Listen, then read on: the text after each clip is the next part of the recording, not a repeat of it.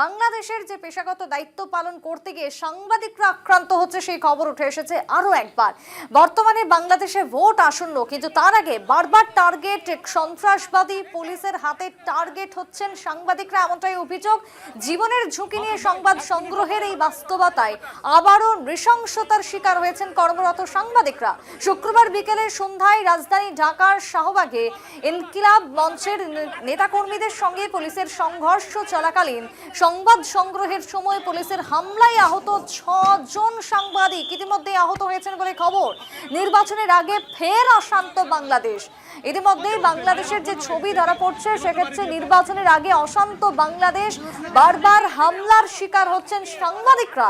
গণতন্ত্রের উপর আক্রমণ, গণতন্ত্রকে মুখ বন্ধ করে রাখা হচ্ছে বাংলাদেশের মধ্যে।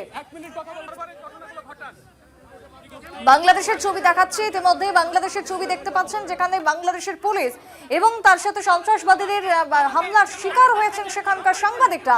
কর্মরত অবস্থায় দায়িত্ব পালন করতে গিয়ে হামলার শিকার বাংলাদেশের সাংবাদিকরা। দেখুন এই মুহূর্তের সেই ছবি, রাস্তায় ফেলে মারা হচ্ছে সাংবাদিকদের।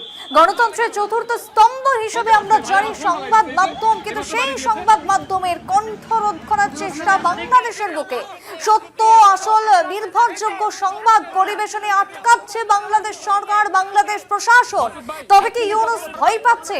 এই প্রশ্ন আজকে উঠে আসতে শুরু করেছে বাংলাদেশের সাধারণ মানুষের পক্ষ থেকে।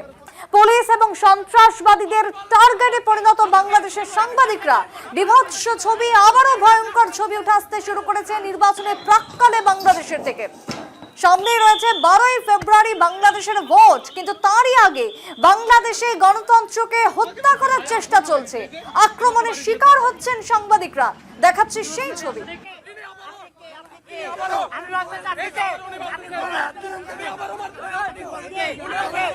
মাসুদ ভাই 1 মিনিট কথা বলতে পারেন, ঘটনাগুলো ঘটান।